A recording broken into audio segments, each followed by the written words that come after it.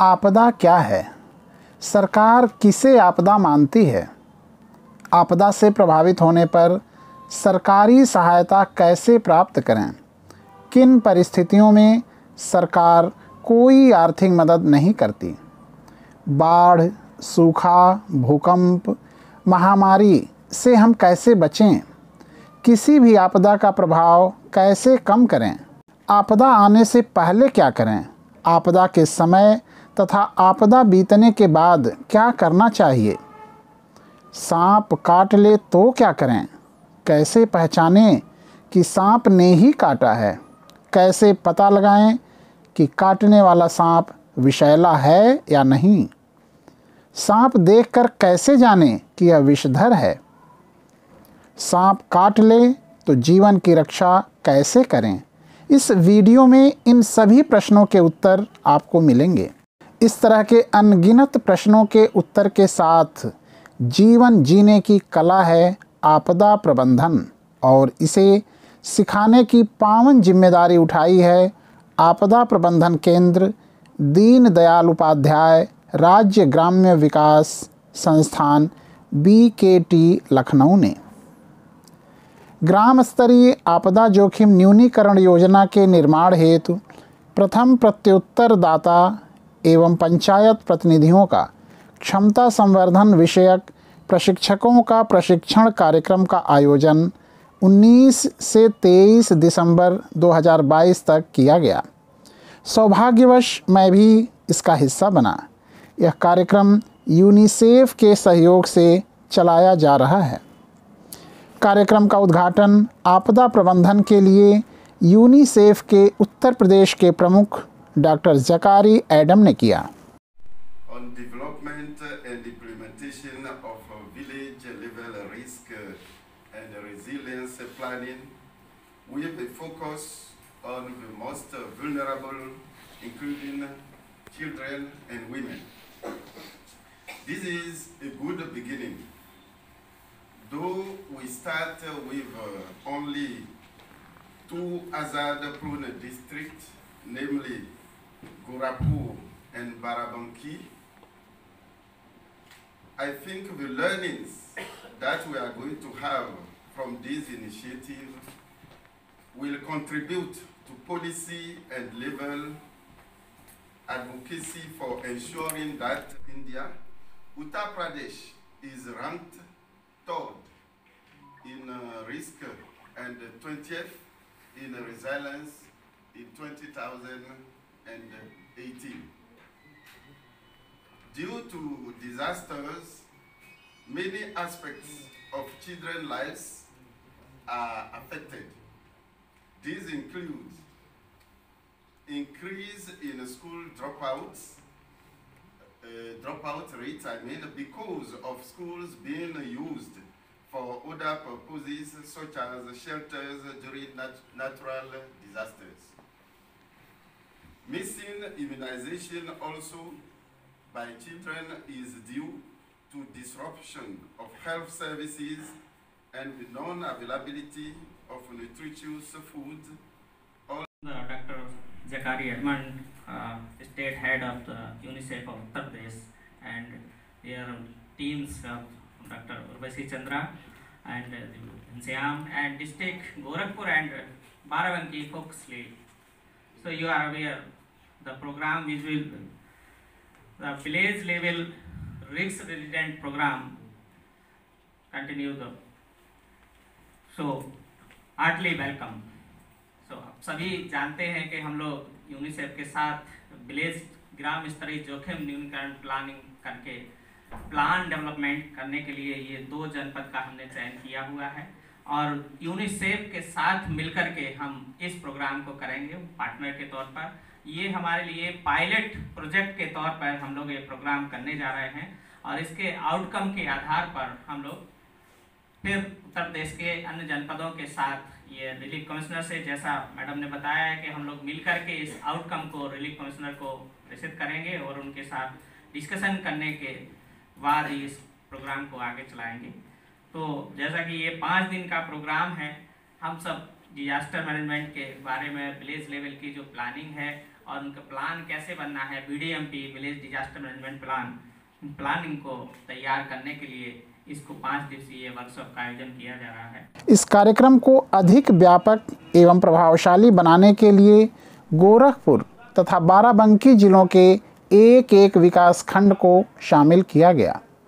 गोरखपुर से पिपरौली विकास खंड तथा बाराबंकी के बंकी विकास खंड से शिक्षा, पशु चिकित्सा, श्रम रोजगार, कृषि, पंचायती राज, ICDS, नेहरू युवा केंद्र जैसे विभिन्न विभागों को एक मंच पर लाया गया। सबके प्रतिनिधियों को एक साथ प्रशिक्षित किया गया। डिजास्टर या आपदा एक मानव जनित या प्राकृतिक घटना है जिसका परिणाम व्यापक मानव क्षति है। इससे एक निश्चित क्षेत्र में आजीविका तथा संपत्ति की व्यापक हानि होती है। इस स्थिति का मुकाबला हम अपने संसाधनों से नहीं कर पाते हैं, हमें बाहरी सहायता की आवश्यकता पड़ती है। आपदा समाज की सामान्य कार्यप्रणाली को बाधित कर देता है। 2005 में आपदा प्रबंधन कानून बना। राष्ट्रीय स्तर पर राष्ट्रीय आपदा प्रबंधन अधिनियम 2005 तथा राज्य स्तर पर राज्य आपदा प्रबंधन अधिनियम 2005 बनाया गया। इसी अधिनियम के तहत सरकार ने कोविड-19 महामारी को आपदा घोषित किया है। प्रशिक्षण के पहले दिन पूर्व उप निदेशक श्री UC जोशी ने प्रशिक्षण की आवश्यकता क्यों होती है तथा एक अच्छे प्रशिक्षक के गुणों पर चर्चा किया।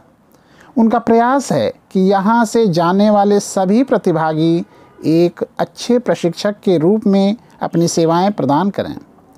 मानव के ज्ञान और कौशल को बढ़ाने के लिए प्रशिक्षण की आवश्यकता होती है। प्रशिक्षण एक नियोजित प्रक्रिया है जिसके माध्यम से किसी विशिष्ट गतिविधि के संदर्भ में प्रभावी कार्य निष्पादन प्राप्त किया जाता है। इससे व्यक्ति के गुणों का विकास होता है तथा उसकी कार्यकुशलता बढ़ जाती है। सीखने और प्रशिक्षण में अंतर होता है। सीखना एक स्वाभाविक प्रक्रिया है जो बिना सोचे समझे भी होती रहती है, जबकि प्रशिक्षण एक नियोजित प्रक्रिया है जो सीखने को एक निश्चित दिशा देता है जिससे विशिष्ट परिणाम प्राप्त किया जा सके। प्रशिक्षण से कार्य की गुणवत्ता अच्छी हो जाती है। प्रशिक्षण की आवश्यकता कब होती है? यदि संगठन बदल जाए, नीतियां बदल जाएं, काम करने वाला व्यक्ति बदल जाए या प्रौद्योगिकी के क्षेत्र में परिवर्तन हो तो एक अच्छा प्रशिक्षण आवश्यक हो जाता है। इसके बाद प्रशिक्षण के उद्देश्यों को स्पष्ट रूप से निर्धारित कर लेना चाहिए जिससे प्रशिक्षण का मूल्यांकन संभव हो सके। कोई भी प्रशिक्षण स्मार्ट होना चाहिए।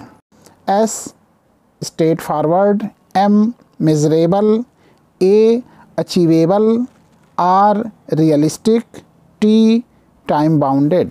प्रशिक्षण का उद्देश्य स्पष्ट होना चाहिए। प्रशिक्षण का उद्देश्य मापन योग्य, प्राप्त करने योग्य तथा वास्तविक एवं समयबद्ध होना चाहिए। इसी अनुक्रम में प्रशिक्षण का डिज़ाइन तैयार किया जाता है।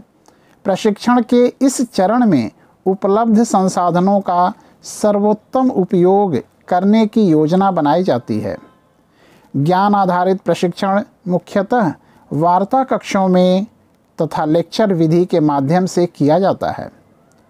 कौशल आधारित प्रशिक्षण में अभ्यास कार्य कराया जाना आवश्यक होता है तथा प्रशिक्षार्थियों को कार्यस्थल पर भी ले जाया जाता है।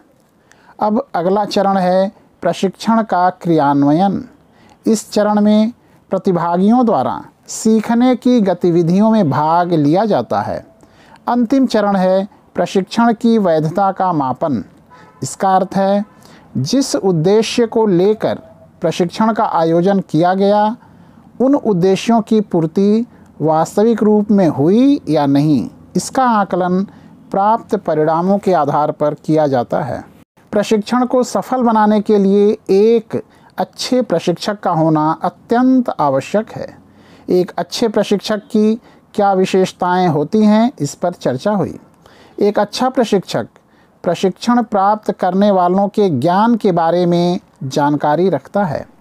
एक अच्छा प्रशिक्षक ऐसी गतिविधियां आयोजित करता है जिससे प्रतिभागी आपस में मिलें और संवाद करें, कार्यक्रम के प्रति सजग तथा ऊर्जावान रहें, सहयोगात्मक रवैया रखें तथा टीम भावना के साथ कार्य करें।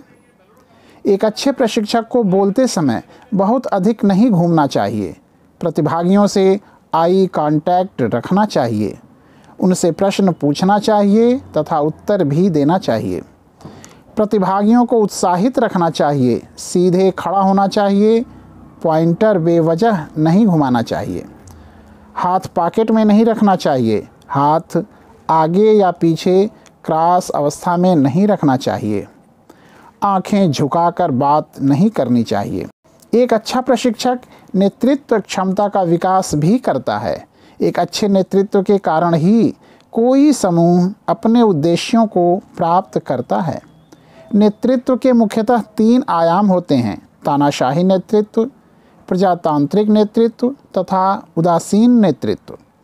कार्य की जटिलता, सदस्यों की क्षमता और कटिबद्धता को देखते हुए नेतृत्व में लचीलापन रखना सबसे सफल नेतृत्व है। इन सभी परिस्थितियों का ध्यान रखते हुए एक अच्छा नेतृत्व अपनी शैली का चुनाव स्वयं करता है। अक्सर नेतृत्व के लिए संघर्ष होता है और फिर ज्ञान, प्रतिष्ठा, उम्र, दक्षता इत्यादि के आधार पर नेतृत्व विशिष्ट व्यक्तियों के पास जाने लगता है। समूह में कार्य करते समय निर्णय प्रक्रिया प्रभावशाली होनी चाहिए।